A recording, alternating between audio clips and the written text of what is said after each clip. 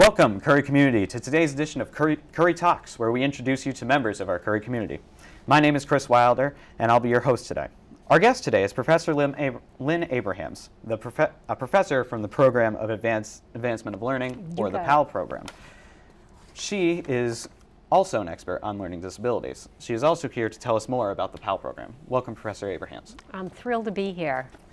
So I understand Gertrude Webb started the program 50 years ago. Can you tell us why she started the program and her vision for it? She was an amazing educator, and she was working with a lot of students who were really smart students, but they were having trouble in school. And so she saw that, and she decided she wanted to build a program to support these really smart kids who were struggling. And she was really a visionary. She saw into the future, and she built an amazing program. Yeah. So I understand 15 to 20% of the Curry students are in the PAL program. Mm-hmm. Is that by chance, or is that the intended target? That actually is the intended target. I think right now we have about 18% of the students at Curry.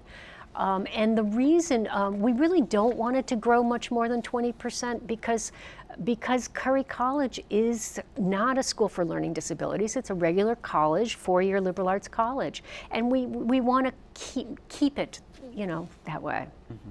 So you have been involved in the program since 1997 and have seen the program develop into what it is today. What do you like most about your work at PAL? First of all, I can't believe I've been here that long. I feel really old when you say that. But the reason I stay is because I love the work. And I think what I love most is that I get to meet all these students and get to know them. Mm-hmm. And the thing about learning differences is that everybody's brain is sort of wired up in a different way. Mm-hmm. And it's really kind of fun to help students figure out how they learn. Mm-hmm. and how their brains are wired. So I love, it's constantly new and constantly exciting. Yeah, fun. It does seem very, very exciting. Yeah. How do you think the PAL program contributes to the Curry community as like a whole? I think in a number of ways. First of all, because we have students with learning differences on campus, I think it teaches professors that students learn in different ways. Mm-hmm. And I think it's good for everybody because I think students learn from each other. And so everybody's got their different talents and strengths, and I think having students who learn differently on campus, is really positive for everyone. Mm-hmm. So students and professors face different challenges in the program. For example, note-taking. What are some other challenges that the students and professors face?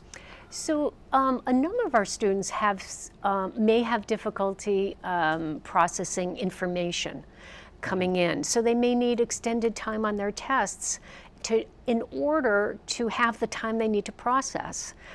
So this isn't like giving an extra thing to someone. What it's doing is leveling the playing field so that students can show how smart they really are. So I think extended time might be one of the accommodations. We also have students, learn in PAL sessions how they learn, which is really helpful. So switching gears, 50 years is a very important milestone for PAL. As PAL celebrates its 50th anniversary this year, what are its biggest accomplishments? The biggest accomplishment is that I feel we've normalized learning differences. In other words, we've made it something so that there's nothing to be ashamed of, nothing to feel bad about. It's actually, we focus on the strengths and the talents of our students. So I think the biggest thing we've done is shift the model from looking at disabilities to looking at strengths and talents. Well, thank you, but we are very much out of time. But I want to thank you for coming in, and happy 50th anniversary one more time. Join us next time for another edition of Curry Talks.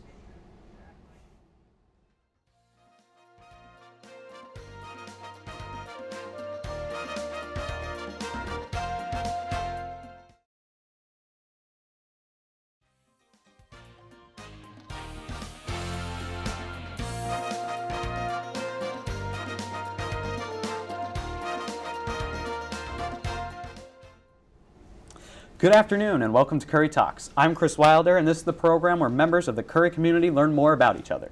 Today's guest is Anya Dickman. She is a junior biochemistry major here at Curry and a member of the college's Student Government Association.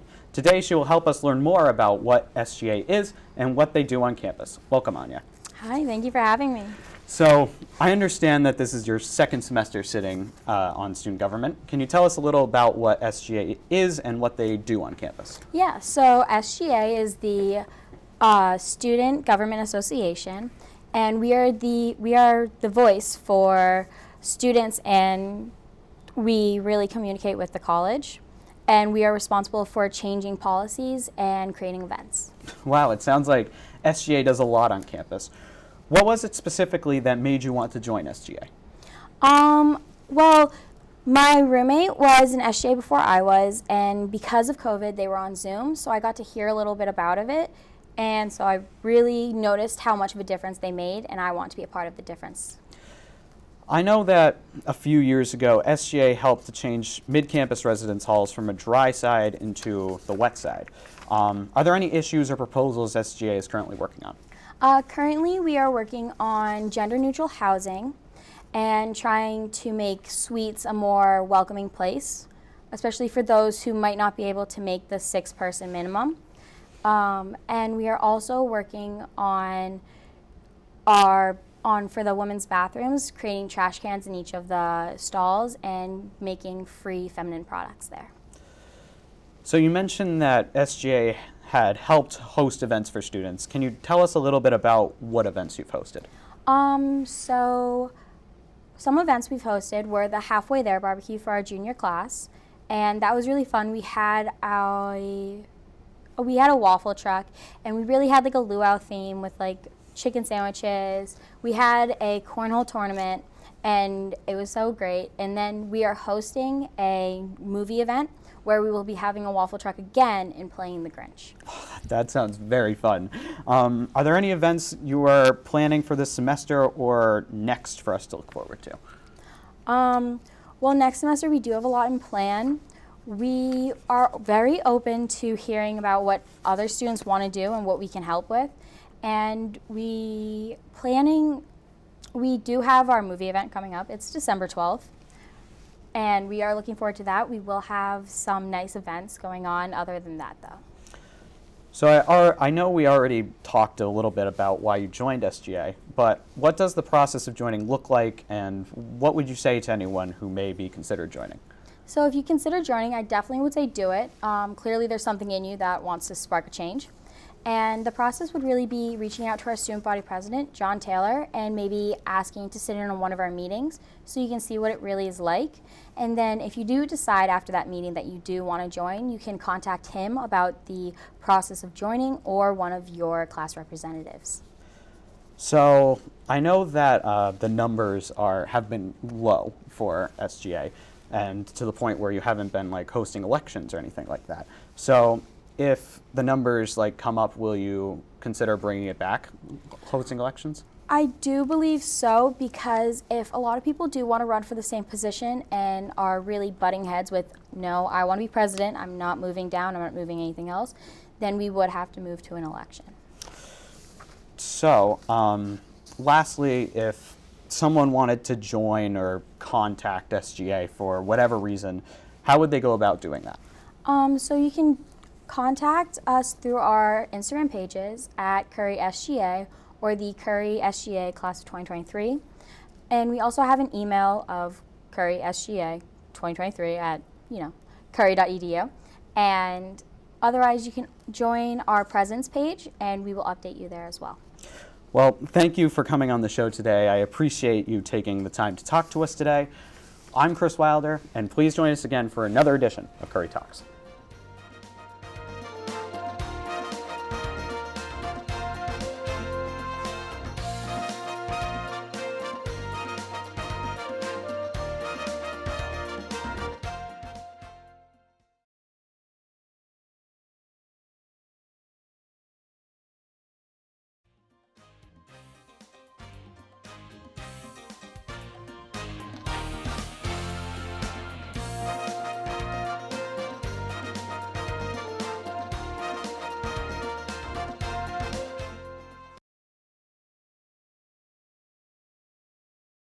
I'm Chris Wilder, and this is the program where we learn more about people in the Curry community. Today's guest is Marcy Harrington, Assistant Director of Residence Life and Housing.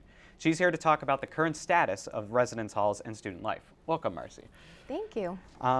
First, for those who aren't familiar with residence life and housing, can you give us an idea of the department's role on campus? Absolutely. So in Residence Life and Housing, our goal is to help do everything within the residence halls to create a community that is warm, welcoming, safe, and allows students to be academically successful here on campus. So that includes, helping folks get into their housing assignments, making sure the residence halls are in good condition, and working with our community directors and our resident assistants. Those are the staff within the residence halls, just to promote community and make Curry feel like a home away from home. For those who live on campus, it is no secret that each of the buildings are unique in their own way. Is there a reason why the residence halls are so different from each other? Yeah, so a lot of it just has to do with the land that Curry is on and how we naturally assumed some of our facilities here on campus. And also part of it is just due to responding to what students want to see. So Bell Hall is our newest residence hall and has pod style living, and that's a little bit more elevated living. And it's also just based off of what we heard that students wanted to be in. I also think that our houses and some of the more unique housing across campus really are part of what makes Curry different and unique and allows students the opportunity to live in a house style setting away from home, which could be pretty cool, especially with their friends. Does any of that explain why housing is more or less expensive depending on where you live on campus? Absolutely, it has everything to do with it. So, for our newer housing, there's obviously going to be an increase in price with that. So folks will see that in in Bell Hall, but and then also in suites and in SCRH. That's a little bit more expensive because you're paying not only for your specific residence hall room, but you're also paying for the access to the common room and private bathroom that you share with your suite mates. And so, with different levels of housing, we want to make sure that there's a standard that everyone has access to, but there are some elevated options should folks want to, have a different living experience. Interesting. Do you know if Curry has any future plans to renovate any of the buildings? Absolutely. We're always looking to improve the residence hall and the residence hall experience. Most recently, we did do some work in State Lombard and Mayflower, and we updated those lounge spaces to have them be a little bit newer and a really great space for our first-year students. We're continuing to evaluate what students want and need, and looking at our, some of our more outdated spaces across campus to see what things we can do short-term in terms of just, updating those lounges like we did in State Lombard and Mayflower, but maybe some more structural long-term things that we can do to create spaces that students really want. So, thinking about more single spaces or more suites and pods, responding to what it is that students want to see on campus. So switching gears a bit, I understand that students can be a part of residence life by becoming an RA. Can you give us more information about that? Absolutely. So the RA position, which stands for Resident Assistant, is an awesome leadership opportunity here on campus. And we're still accepting applicants for the spring semester. So if it's something anyone's interested in, definitely check it out. And so the RA position is a leadership position across campus. You live and work in our residence halls, promoting community, making sure that everyone is safe and has what they need to be academically successful. And like I said, it's a really great leadership opportunity for folks that want to be a leader among their peers. Is it challenging? Of course, but it's also incredibly rewarding, and you get a really cool opportunity to make a difference on campus. So again, if that's something you're interested in, be sure to check out our RA selection tab on the portal, or just reach out to us in Residence Life. Well, we are just about out of time. I would like to thank Marcy for taking time out of her day to come and join us. Stay safe, stay healthy, and remember that it is our responsibility as a campus to always treat our home with care and respect. I'm Chris Wilder. Please join us again for another edition of Curry Talks.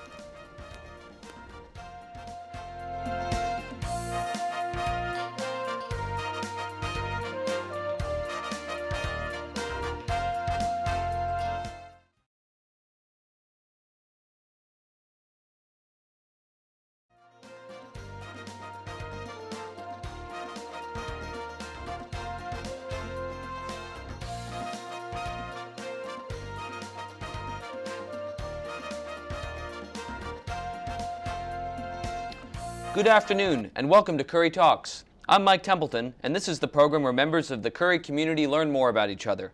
Today's guest is Marcy Holbrook. She is a professor here at Curry and is also the head of the theater department.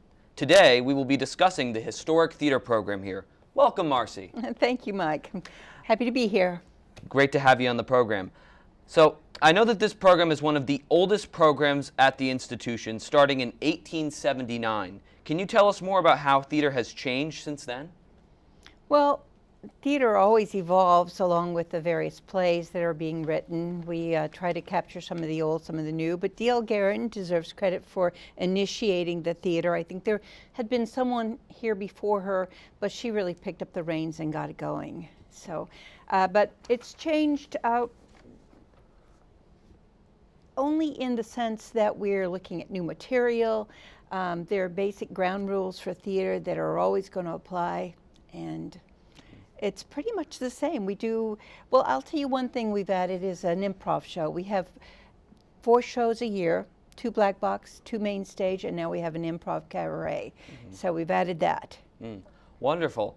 So you've been working at Curry for a combined 20 years, and this theater program was one of the first programs at Curry. So tell me, how did the pandemic affect the theater program? How did that change your perception of things? Well, it didn't change my perception so much as it just took, because we weren't able to do things in our typical fashion, I thought we lost a little momentum. But I'm very proud of the fact that we kept it going. We streamed some things. We did some, we actually had a lot of fun, and you were involved with that project. We did some things on film, which was a lot of fun and very different, but nevertheless, it captured the essence of the theater. And now I just did a black box production, and I'm happy to say I had on stage, this doesn't even count the people backstage and the people working on tech, I had 14 individuals on stage, and so that gives me a good feeling right there. Wonderful, wonderful. So I know that theater is having 2 shows this year, A Doll's House, and of course the one you already mentioned, the black box production, Shades of the Twilight Zone. Right. How did you talk about Shades of the Twilight Zone? How did you come up with that idea, that name, that concept? Well, originally I'd wanted to do a play called The Royale, but it requires a specific type of cast, and I did not have the right people come out for the show. That's the thing about theater. You can be a phenomenal actor, but if you don't fit in a particular role, you may not get it. And Right. so I had to recalculate, and so I was talking to a couple of people, and I was looking at some smaller plays, and all of a sudden we got all these plays pulled together, and most of them had a wry twist at the end that seemed to kind of fit the wry twist that we see in the Twilight Zone. So therefore, we just called it the Shades of the Twilight Zone to encompass everything. Wonderful. That's fantastic story. Numbers of the people involved has gone down in recent years. So how can theater help with other areas of study? How can it, enhance maybe nursing or, criminal justice, other majors on campus? Well, I have to say, you said it's gone down, meaning less people? Right. Yeah, well, we graduated 2 years ago. We graduated so many seniors, and then last year we graduated even more. So we've lost a lot, but I see a rekindling happening, and I'm very optimistic about it. But how can it help people? I love this topic, so I could probably go on about it. But theater is a subject that really reaches out to the whole person, and things that you get out of it are learning how to make decisions, increasing your ability to solve problems, things that you need in other class, the research that we do to mount the play. Right. So all these things are very much, and memorizing. Memorizing is a skill that we have to practice. You don't use it, you lose it. The more you memorize, the better you get at memorizing. Yeah. So the outreach to individuals, the village it presents here on the campus. Right. Of course. Well, I'd love to talk and continue this conversation. We're on a great flow here, but thank you so much for spending time with us here. If you'd like to learn more about theater, you can go to curry.edu. Make sure to see A Doll's House, December 4th through the 7th. I'm Mike Templeton. Please join us again for another edition of Curry Talks. Okay.